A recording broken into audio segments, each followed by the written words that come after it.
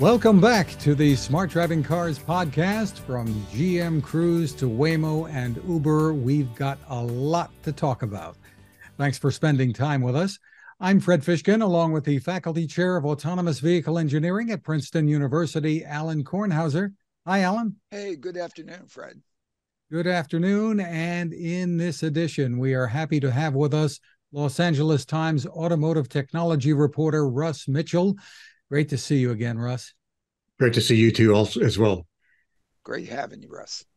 So here we go. Russ, this past week has been busy with the California DMV withdrawing the permit for Cruise to operate self-driving cars in the state, and then Cruise, whose parent company is GM, announcing it's suspending all U.S. robotaxi operations.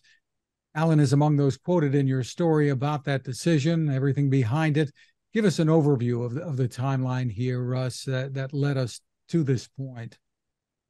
Well, if you go back to the summer, the Cruise and Waymo robotaxis were interfering with emergency workers, including fire trucks, ambulances, police operations, etc. This was happening and being reported at a time when the industry wanted to greatly expand their robotaxi operations in San Francisco. So there was a bit of a debate. There was one side that wanted a delay in the expansion until the emergency responder situation could be dealt with, and then there was the side that wanted to go ahead. So the California Public Utilities Commission went ahead. But shortly thereafter, Cruise cars started, they continued to interfere with and even crashed into a fire truck. They were gathering at intersections, blocking traffic in these weird collections where the robotaxis would decide they all had to congregate on one corner. And that created a bit of chaos. That's so far gone kind of unexplained. And then the most recent one, and the one that's salient here, is that there was a car that hit a pedestrian that was jaywalking. The driver of that car took off. It was a hit and run driver. The woman slid across the hood of that car onto the front of a Cruise, in front of a Cruise robotaxi that was in the other lane. The Cruise robotaxi stopped and the woman was pinned under the car. Immediately after that happened, Cruise came out and said that the heart goes out to the person that got hit, but the taxi reacted as it was supposed to, and came to a stop. And they thought quicker than a human would have been able to come to a stop. To show this, they showed videos to several members of the media. I didn't take a look myself, but several did, and it came out later that they neglected to show the portion of the video, which they hadn't talked about to this point, where the robotaxi went from a standing stop and started pulling over to the side of the road, which is, Ellen will go into this, is what it's supposed to do in those kind of situations. But it dragged the woman for 20 feet along with it while it was doing so. So the big complaint was that they seemed to be hiding that from the media. And then last week, the DMV said that they were hiding it from the DMV and the California Highway Patrol as well. Now, there's a little bit of an argument or a big argument between the two, where Cruise is saying they did show it. The DMV is saying they're not. But the combination of that crash and several other crashes and the withholding of the information caused the DMV to suspend Cruise's license to operate, permit to operate in California. And shortly thereafter, whether at the direction of GM or whether it was just originated within Cruise, they decided to suspend all operations in the U.S. for their driverless taxis until they could, quote, regain public trust. Now, this happened about 4 weeks ago, and my understanding is we really don't know how the woman is doing. We know that she's hospitalized. Yeah, that's right. Whether she's been released from the hospital yet, I don't know.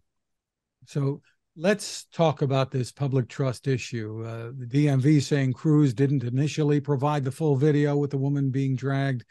Cruise has told reporters that it did. the full video was not provided to the press at all, from what we gather, right? Just Right. that first part. So that's your understanding of where the big conflict is right now. So Yes. he He said, said, she she said. said, you know. Uh-huh. And there's the question: if the full video was withheld from the DMV, who made that call? If Yes. There's no. I've got some guesses, but I'm not going to guess here. Nobody really knows who made that call at this point, outside of Cruise and GM. Yes, it's so unfortunate because I guess these companies, I think, at least from the perception I get here from the East Coast, I know we're only 2 feet away from the West Coast, but on the view from here. But anyway, that they really have safety has been their main concern, and I think that's true. I mean, because this is so hard to do this and to do this safely and to do it safely without human oversight, even recognizing that the humans, you know, have tremendous failure modes in their brains and their eyes and their sensory systems. Yes, oh yeah, I saw that one. Whatever, and so on. And of course, I'm going through this whole book on this stuff, and and this, and and the philosophy of it, and it's you know I mean, dealing with people in the loop is really challenging. We all like diversity, and what's great about diversity is we're all different. That's the beauty of it. We don't think the same, which is great. I mean, I think that's the wonderful thing about it. It would be terrible if we all thought the same. And there, and then to run into this one, which my goodness, here that the system is trying to deal with safety, and you see the human driven system as the one that hits the pedestrian jaywalker and then runs away. I mean, you almost can't get worse than that. And then, I guess I believe it that the robotaxi, the vehicle of Cruise, stopped as fast as possible, and then you know and then found itself, I guess, in a situation in which, geez, did not just cause more problems, move over to the side of the road, which I think, once everybody's sort of encouraged to do that, especially if it's somewhat of a minor. This wasn't necessarily a minor, but then again, I don't, and does it? Oh my goodness, the woman's still under the car. We didn't put in a mechanism to check this before we, in our code, went through the logical process of do what? Okay, we've stopped. Let's not cause more problems. But no, the danger of all this without a human in the loop, even if we had a human in the loop, is that we don't know what we don't know. We don't know until we unfortunately trip over it. And it's sad when we do, but the beauty, if there is any beauty of tripping over something that you didn't know, is that you can fix it.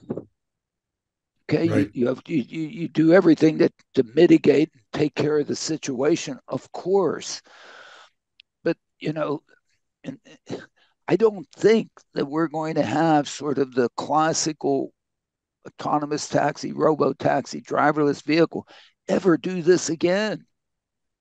Because not only has Cruise learned a lesson, Waymo's learned a lesson, Zoox has learned a lesson, um, everybody else in this business has learned a lesson. Oh my goodness, we've got to make sure we consider this situation.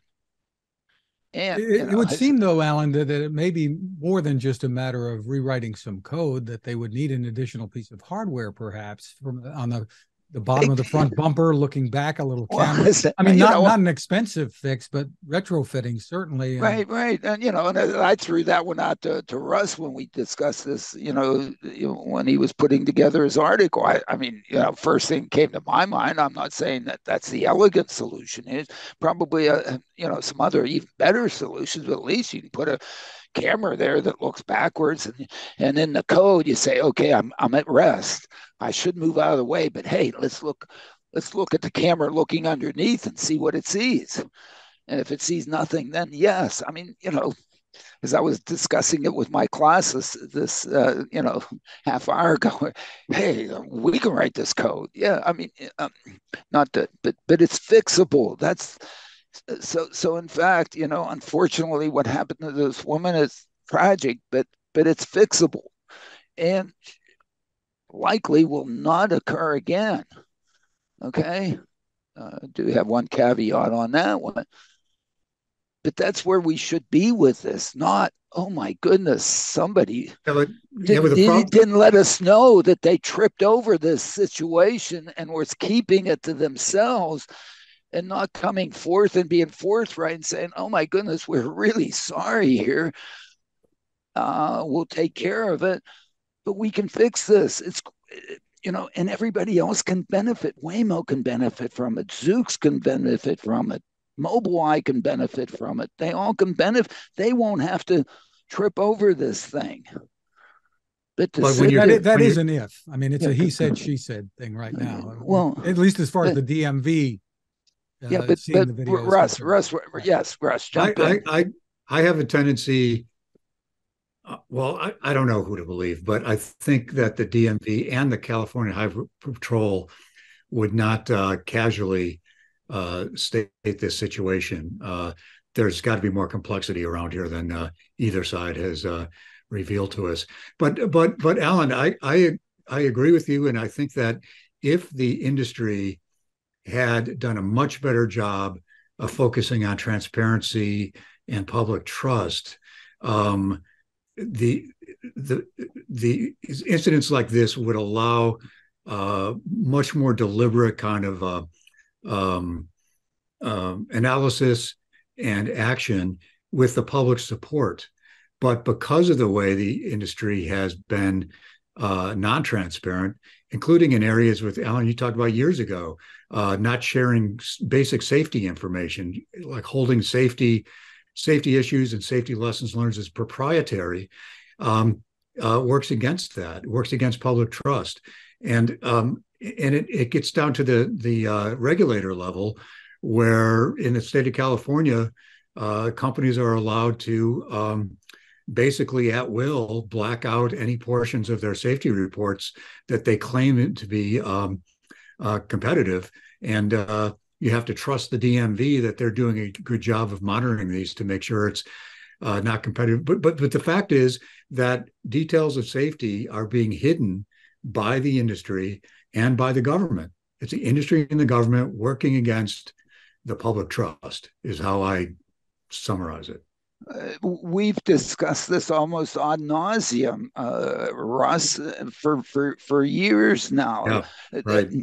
It is not collusion, and if it is, the federal government should write new regulations saying it is not collusion if people come in there and cooperate on safety, because it's everybody's business to make this safe.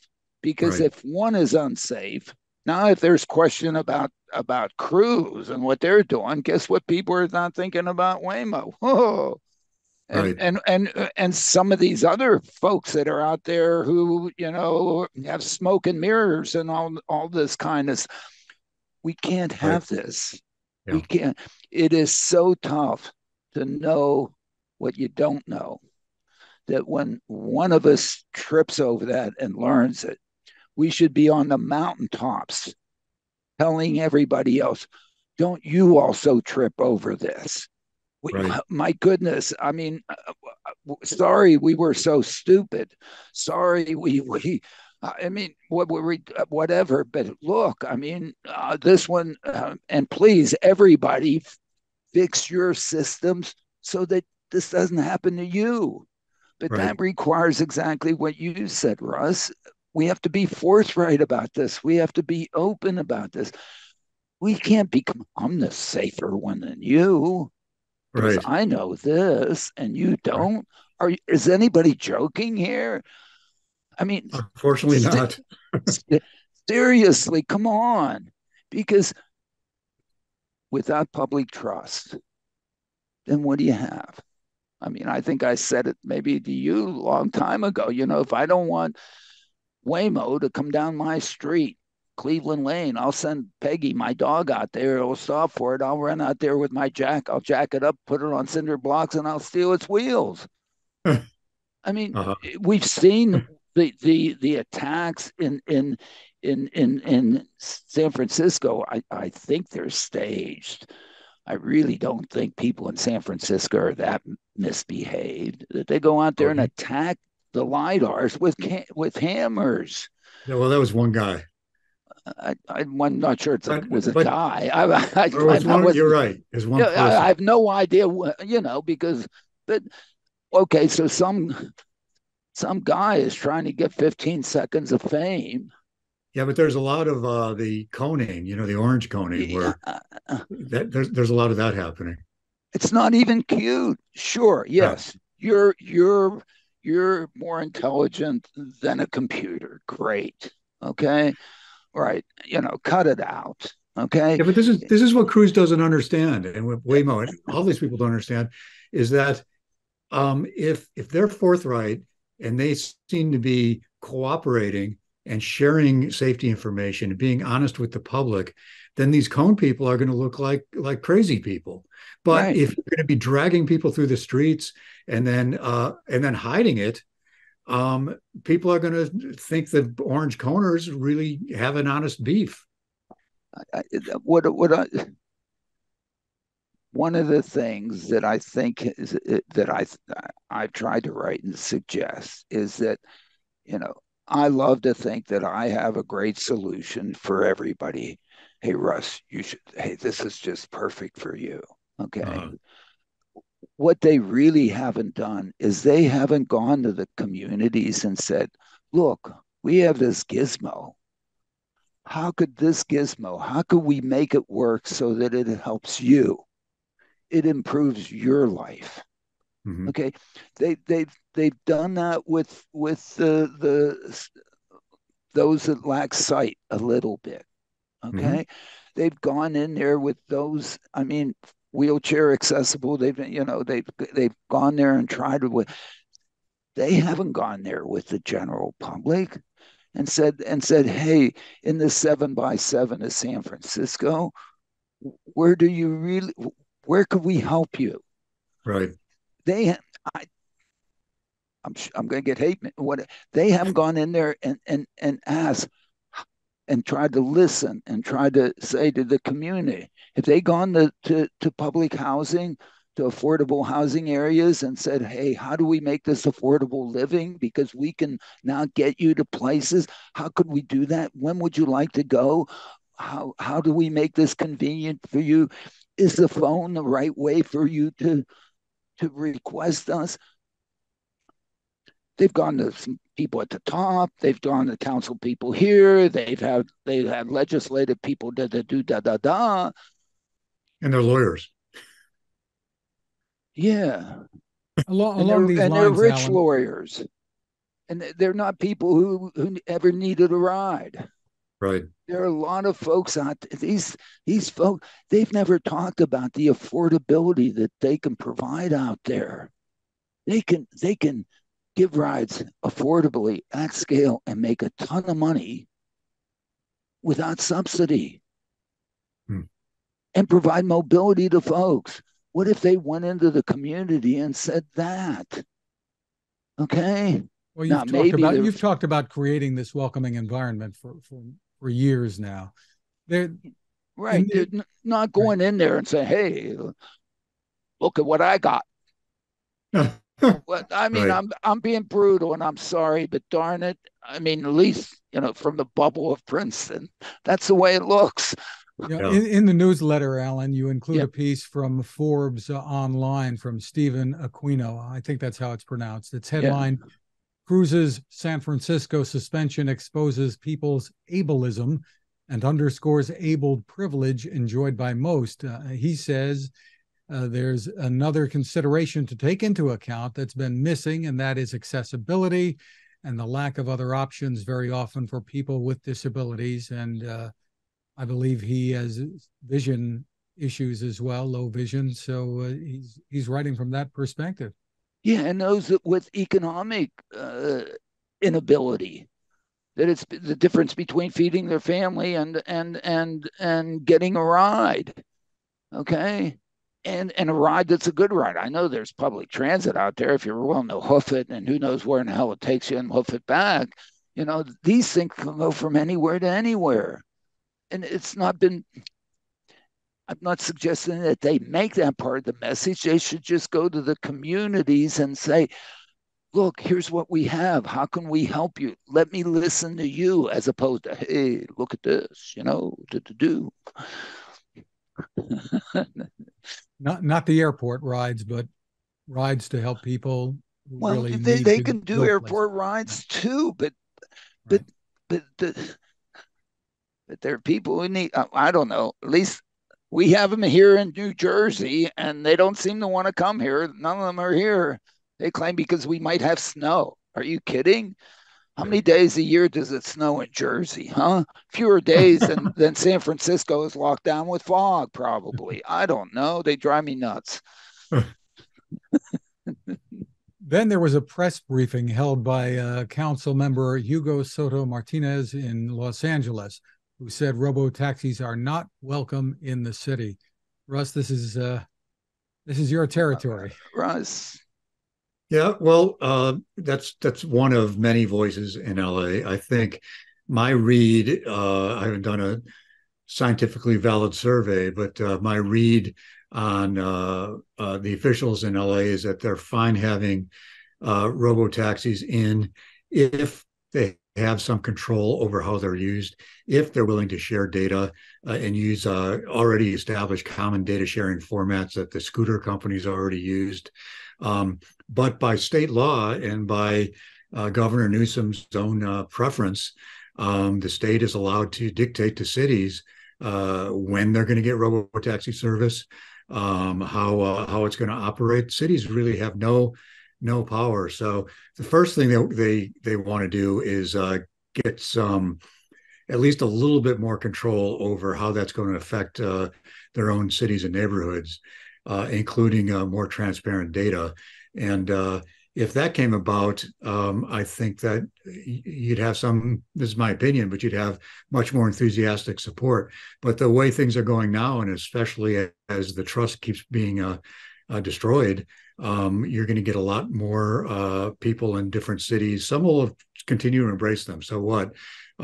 It's maybe kind of a Texas approach. I don't know. But here, I think that it's going to take a little bit more community, as you were mentioning, community relationships to persuade cities that this is in their interest and is not going to work against most of their citizens, while tourists and tech bros can take robot car rides. Yeah, I mean, this is not an amusement. This Well, is not an amusement ride. it It's is not a selfie it is ride. it is right now. Well, it shouldn't. But who is running these companies? Do you know how many rides that is? That involves. Yeah, That's a one and done by a customer. Do you know how expensive it is to acquire a customer for any company? It's how much people pay. How much does the LA Times pay for me to subscribe now? Okay. And give me whatever discount so that they can get right, me as a customer. It right, costs a lot of money to get a customer. And what do right, you want? You don't want a one and doneer. I mean, how much revenue are you going to get from that? These things are supposed to be businesses that do what? Give rides. right, To whom? People and maybe goods, but let's talk about the people thing. And guess who they should be appealing to? The customer. Which customer? They have an opportunity. They can be a luxury good, which, you know, I'm gonna make a whole hell of a lot of money on one or two mm-hmm. and just have it be a Lambo and a Ferrari. Okay. Or I might decide, my goodness, there are a lot of folks who really could improve their life a lot if they could if we could make this system available to them. Mm-hmm. And we aren't going to have to charge them very much to pay for our costs. because we can be so damn productive. Right. We can get such reuse of the asset. We can actually have people share a ride. Oh my goodness. Well, Cruise And, is and supposed to come out with that six person vehicle. yeah, they would try.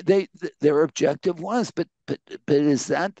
I mean, doing a ride hailing so that just one person gets picked up here and get there. I mean, what, that's not ride sharing. That's ride Nope. hailing. That's not ride sharing. Ride sharing is if you and I just happen to show up at the same time, going to the same place, we hop in together. But why? Because it's no big deal. Right. Alan, And we could therefore, throw. to us, we can chop the price, maybe not completely in half, reduce it by 40%, and they can make more. Oh my Well, I goodness. think I think the companies. I'm interested in what you think about this. I think the companies, which I don't want to speak for them, but they'd say that yeah, this is what we have to do to as we're scaling up, and as it scales, and as our costs get spread across more and more vehicles, we'll be able to charge less and expand our services to people who might not be able to afford it out of the gate. I'm not saying that, and I'm not even saying they're saying that. I'm saying that's what I believe they would say. Uh, why aren't they saying that? Why aren't they going in the community? Look, we're just getting started. We're going to go in Santa Monica But and get all the folks that have Lambos at home and get their one selfies, and then we'll make a ton of money as a luxury good. And then we'll go out there and we'll take that because now we've paid off our investors sufficiently, and we can come in there and serve you for $2 for $4 a ride. well, from a Huh? public relations perspective, they're pretty clueless. That's one reason. And one thing I've noticed in my How could long they be? They're smart. Most of okay, them are Ivy Leaguers. I'm Some of them might even be my former students. No, no, they're they not. probably No, are. They no, probably no, are. no, no, no, You no. don't Not remember my their names students. though. Somebody else's students here. No, whatever. Yeah. No, but in my decades of business reporting, I see when you got a new technology coming out, there's lots of media that kind of loves this new thing, and the media in general won't be as questioning because there's no data around it. So they can talk about this wonderful future, and everybody kind of believes it. But then when the rubber, in this case, kind of literally starts hitting the road, there's going to be issues that come out. But these companies are used to just having a fawning media around them, and they don't know how to handle when bad news hits. They don't know how to handle it. That happens over and over and over again. And there's good ways to handle it, and there's bad ways to handle it. There's some public relations firms that make a killing out of what they call crisis management because so many companies don't get it. You don't show the press, the media part of a crash and leave out the part where that's the most shocking. And as you pointed out yourself earlier, it's going to come out. It's This going is to come out. regulatory stuff. It's not like, you hope nobody looks at it again. It's The, crazy. It's the, like inept. the cover up is worse than the crime. Again, Right. Watergate, kids. I guess I'm old. No, some people may not even know what Watergate is. Whatever. I mean, we lost a president because of that. Right. Okay. I mean, cut it out, kids. Yeah. You've got to. But in safety, they must have rehearsed stuff like this because Hmm. it's going to happen. Hmm. Why? Because the world's not perfect. Okay, you're there's stuff we don't know. We're going to trip Yeah. over it. My Yeah. goodness, the last thing you do is, I mean, GM at one point had a problem with an ignition switch because if you had too much stuff on your keys, it would like switch it. They didn't Right. handle that well either. Uh, Okay, no, they didn't. holy hell! I mean, how could they not? Okay, so geez, I mean, what? Well, as we've said before, we don't know who made the call here not to show that full video to the Right. media, and what actually transpired between the DMV Right. and Cruise with this video. And All on true. top of all this, Alan, you've got the Teamsters 856 and Rideshare Drivers United. They've announced that they'll work together for what they call responsible guardrails on autonomous vehicles. Not sure exactly what that means. Yeah, well, look, I mean, they feel endangered. Why? Because they're afraid of losing jobs. I sort of say the opportunity for this technology is so much beyond whatever rides they currently give because they have very little of the market. Okay. Uber and Lyft, 1%. Okay. And people will still need be chauffeured and can afford it and will want it. And for whatever, I like to have my bags carried. Okay. Or whatever. But the opportunity to have, I mean, who would have thought so many people would have these things that would be on them all day long? Okay. I mean, we could probably still have, telephone operators that just put in a few things, Why? Because, compared to the scaling that the cost and service opportunity of automation and communications that came with these things is so great that it creates this and it gives enormous opportunities to the Teamsters and the drivers. Okay, so these are to improve society and get more people to benefit from going to places, and it doesn't have to congest up to 405. Heck, if we share rides, I'll decongest it. Yeah.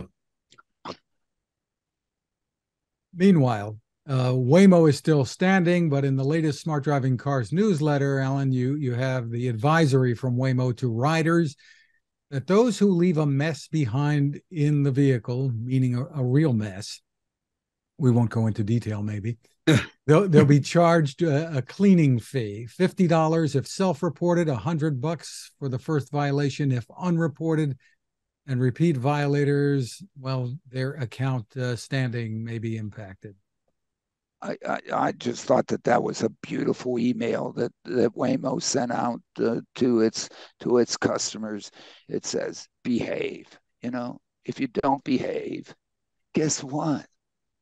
We know it. Right. We know who's in there, what you're doing. And if you think you can just do anything in here, guess what? I mean, we're recording this. I mean, I don't, we're not going to let you opt out. We're going to have to wait until the. We're not going to sell it to the Russians or somebody else to spam you or anything like that. We just want you to some decorum, some amount of behavior, because you can't just get a knife and cut up our seats. You can't just, no, you can't take a hammer. No, behave.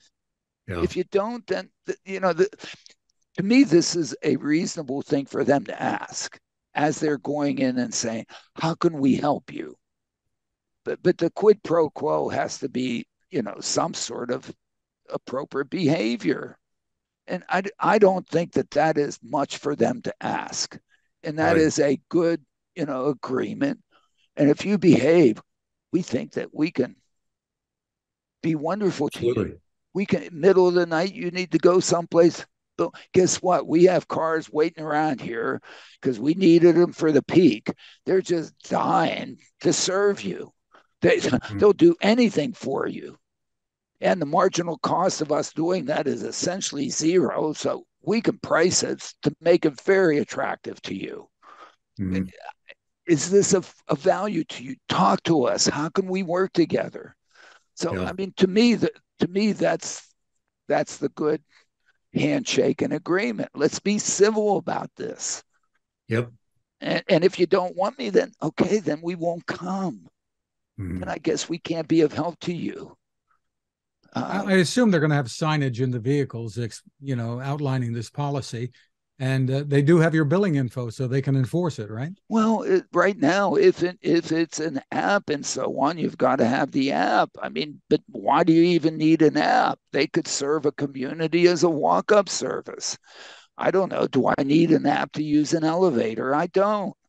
I happen to need to go to the 14th floor of a building. I walk in the building and the elevator says fine. But there's still, if in this case, as you've said, this can be profitable, but you do need to have a payment method. So Well, there has to be some kind of way of. Well, the payment method could be the person who pays rent on the 14th floor that pays for the elevator. If I'm going to Hamilton Jewelers over here, and if they can get me to walk in the door, they're going to pay for my ride because they're going to say, "Oh man, we're going to get this guy to buy something for his wife." Okay. But as Waymo would point out, they do need to know who you are and have a way to charge you They if might. you're misbehaving in the vehicle, Alan. They might, or you might just Right. be going to some place that somebody's picking up the tab, just like somebody picks up the tab for me to use an elevator in a building. So there are all these opportunities that are available for the community. And guess what? With all the info you're going to have about the person, you can find them. You knew where you picked them up, you knew where you took them, you know what they look like. Okay? You have their voice print, you probably have their heartbeat. Who knows what other things you picked up from the person in there. Okay? So, you can even deal with the onesie twosies on the end of the distribution. And the tough thing about this, one of the most expensive thing, is to make sure everybody is civil about using this. Because if it gets to everybody that's a free for all, then hey, these they should go out of business right now. They're not going to make it. Investors should not give them a nickel, okay? Because they're not going to get paid back, okay?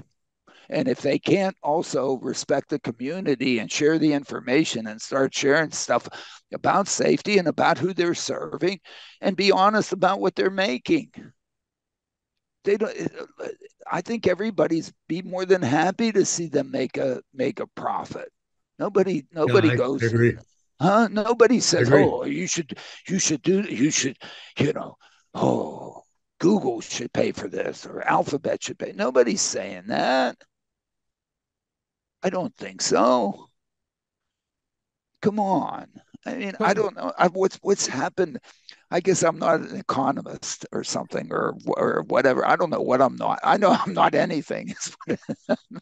here's Anyway, another story that's tied yeah. in. Then, Alan, Waymo's autonomous vehicles are now available to Uber customers in Phoenix.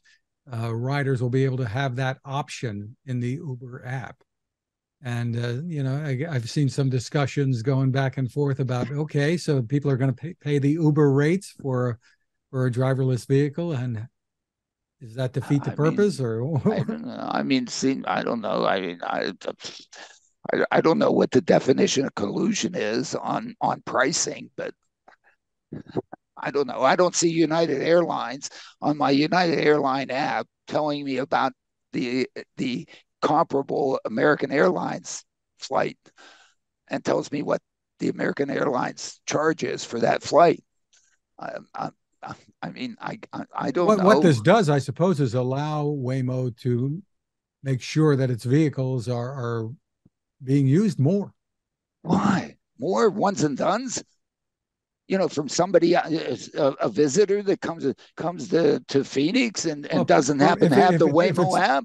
It gets one if it's trip tied out of in with that. Uber, it's not necessarily a one and done. You might request a Waymo vehicle through Uber But whenever as you soon need as one. I do that, I can go to I can say, I'm sure that Waymo is going to send down, hey, why don't you use the Waymo app? And all of a sudden, who has the pricing opportunity here? as as as, as my former student Lewis Aaron pointed out, he just graduated last year. Lewis is a great kid. He says, "What is this? An opportunity to get human revenue from a robo operation?" I mean, the purpose, the, to me, the purpose of the technology is to give rides, high quality rides to people affordably. If you could do it with a person, then we would have done it 50, 100 years ago. The problem is the person, the driver in the loop, the human needs a, needs to be able to feed their families. They need revenue. Okay. Now I have this doing it at scale. Its cost is zero. So the robo opportunity on a marginal cost basis is like a fifth of Uber's. So now I can get Uber revenue, marginal revenue, but only have robo costs. And if I did it myself, I might decide I'm not going to be a luxury good and just make a few rides and make a ton of money off of a few rides. I might look at what Henry did in 1908, and maybe what Elon's trying to do now with EVs. I'm going to make it cheaper and cheaper and cheaper. Make my margins smaller and smaller and smaller. But the demand is going to grow and grow and grow, such that the sum over that whole thing is that my profits from smaller margins over more scale is substantially greater than luxury goods, big margin over a very small scale. Now, if these two folks, Waymo and Uber and Cruise, don't want to do that, there's going to be somebody who comes in there and says, because that's what Henry did. Car was a luxury good. Henry said, well, let's do an assembly line, scale this sucker, lower the price so it's affordable to everybody. Certainly, it might be better if we made this much out of it. We're only going to make this much out of each one. But there are going to be so many more of these guys because people are different. Some people can afford a lot of money, don't care. Hey, Santa Monica, Palm, whatever. Beverly Hills, Palm, Brentwood, Palm.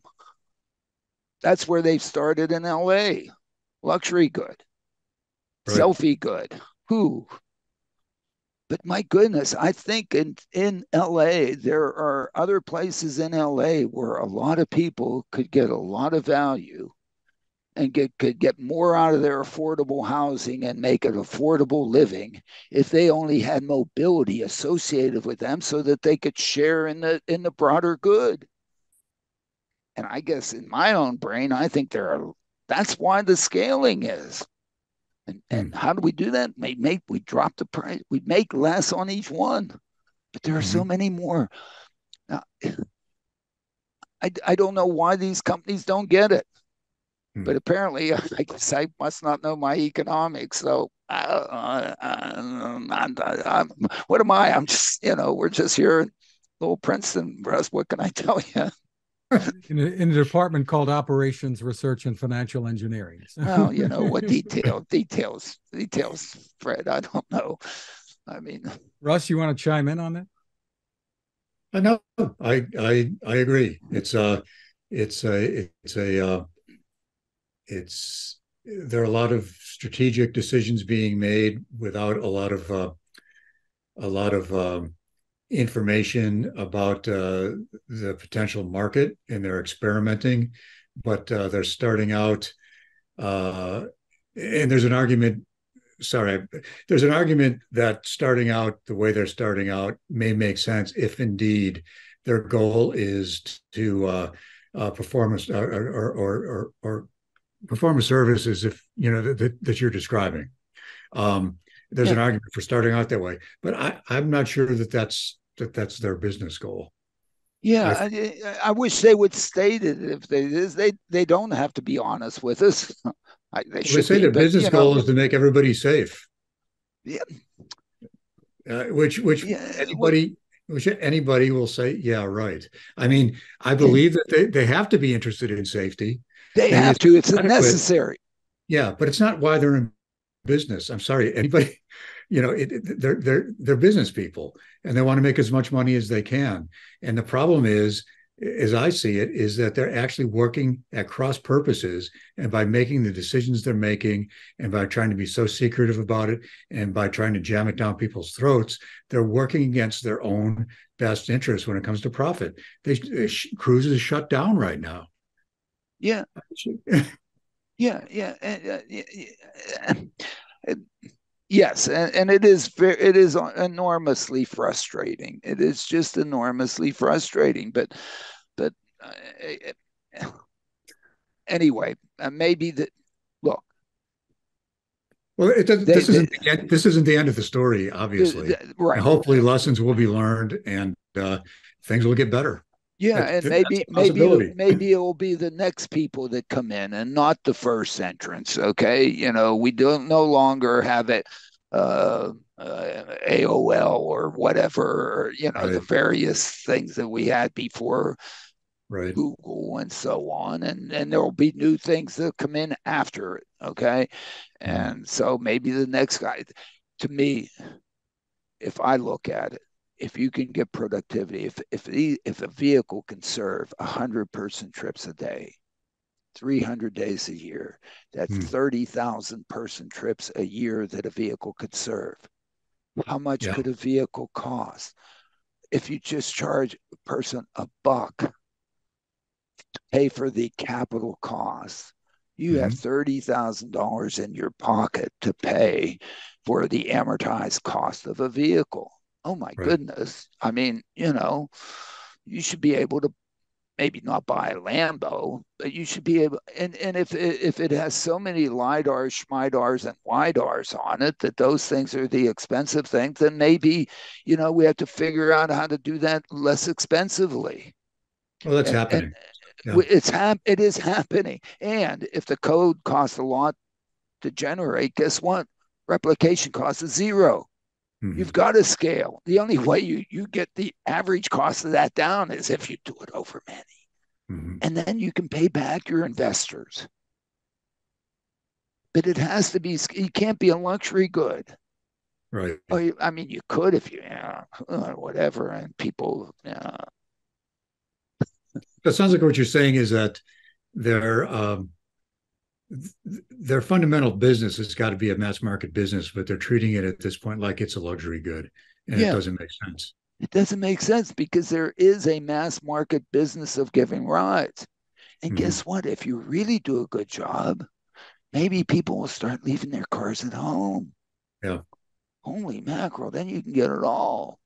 Yeah. I mean, if you're really good. Mm-hmm. And there are a billion trips a day in the US of A that need a vehicle. A Mm-hmm. billion. Mm-hmm. Now, a day. How many days in the year? 300 or so that are reasonable days. The rest of it, it Right. snows. The hell with it. Okay, so we Right. do Not in zero. I LA don't where Russ know, but is. I mean, to make the numbers easy. I mean, just to make the numbers easy, Yeah. and you have the opportunity to do it. And the luxury folks, Alan, are going to be flying anyway. In the newsletter, you've got something about Yeah, that's Whisk right. Aero. Whisk There you Aero go. conducting eVTOL autonomous air taxi test flights at Long Beach Airport. Wow. I mean, Yeah. autonomous one. That means there's no pilot. Yeah. Interesting. Interesting I mean, I'm sweating times. bullets. I mean, just think what the pilots union's going to say about that one. You think you had problems with the Teamsters? Right. I mean, there are only 4 seats. I mean, you can't use two of them for pilots. You can't Right. use one of them for pilot. So yeah, but you gotta start at Kitty Hawk. Okay, I don't Yeah. know, maybe I just threw that, but I mean, and if you think about it, it's probably easier to do it in the air from a few Well, places, yeah. Yeah. and For so sure. on, and you have to be careful about your weather, though. Mother Nature is in there just Right. waiting for you, and Yeah. you better monitor her real well because Right. she's waiting for you. But if Exactly. you do that, I mean, I don't know. I just threw it out there for people to think about it. You've also got a fun link in the newsletter to a New Yeah. York Times piece on a very detailed interactive map of New York City neighborhoods where people can find out really what is this neighborhood called? Yeah, and I'm sure I hope maybe you can convince the L.A. Times to do the same thing for L.A. and so on, because there are a Yeah, I'll lot take of a look at that. there are a lot of neighborhoods in L.A. and maybe instead of driving between da da dee da da da and for an hour, maybe the cohesion that one gets in neighborhoods and get people walking and enjoying and Yeah. whatever. Our food section is doing it's a food. It's not just food, but it's basically things to do in the different neighborhoods in LA. Yeah, So yeah, yeah, and that's all good, and that's also has transportation implications. Those of us that sure. have legs use your legs, or Right, make the sidewalks, so that people with disabilities can also use them and get around to right. a certain amount. At least some, at least some can, Right. and with assistance from others. So yes, walking is still a darn good thing to do, right? Absolutely. I don't know about scooters. I mean, we're not going to go there. I mean, Yeah. I live near the Berkeley campus here, and see these kids on scooters. I'm thinking, this is it's well, a lot of them are real dangerous, I got to say, to themselves, and then they're just not getting any exercise either. at Princeton, it's our athletes that use the scooters, and I'm Is there. that right? What? I mean, athletes, you should be running between the I buildings and guess the so, but places. So, I mean, what are you taking a scooter to go pump iron in the weight room? uh you know, well, they got busy schedules between academics and athletics. no, they do. I understand, but they should be running, and therefore then Yeah, they wouldn't have to spend as much time in the weight room, right? yeah, right. Never mind. Yeah, no, we love them, and yes, we're very happy with our athletes. I mean, I have fantastic athletes as students and so on. Yeah, They sure. they they actually come to my class and our classes here. So and we love Great. them. We love them dearly. That's great. Before we go, we want to remind everyone that the new book you have co-authored with Michael Sena, Alan, The Yeah. Real Case for Driverless Mobility, is coming soon. We're doing teasers, trailers Let me on know. the air. Yeah, Coming at the beginning of the year, Alan? yeah, I guess so. Elsevier is. I just found out yesterday. Elsevier is like the most profitable academic book publisher in the world, or Is something. that I right? didn't realize they made so Huh, much money on huh, us and so on. yeah, But great, whatever. Hey, it's okay to make a profit on this. yeah. Okay, they Well, provide a value. it's kind of it's not really a luxury good, but it's a targeted good. So it's not mass market, and they Yeah. can get those big profit margins. Yeah, yeah, I guess they can. I mean, they hit up the libraries and so on, Right. and never, no, maybe I won't have We're my off book track. published now that no, I love them dearly or whatever. Yeah. Anyway, we're just trying to have a discussion and trying to help them be successful. Really, I Yeah, for mean, sure. and Oh, I mean, it's because I got a bunch of their books. yeah, yeah. Anyway, Just terrific. And Russ, we really appreciate you spending time with us again. And congratulations on the great work you do at the LA yeah, Times. Thanks. yeah, And always fun talking with you guys. yeah. Really appreciate it. Thank you, Russ. All right. Take You care. can- Take care. You too. Take You can find us at smartdrivingcar.com, also on Spotify, TuneIn, Amazon, Google, Apple, wherever you turn to for podcasts. Your smart speaker can play us too. You can find my tech reports at textination.com. I'm Fred Fishkin along with Alan Kornhauser. Thank you for listening or watching. Please continue to stay safe.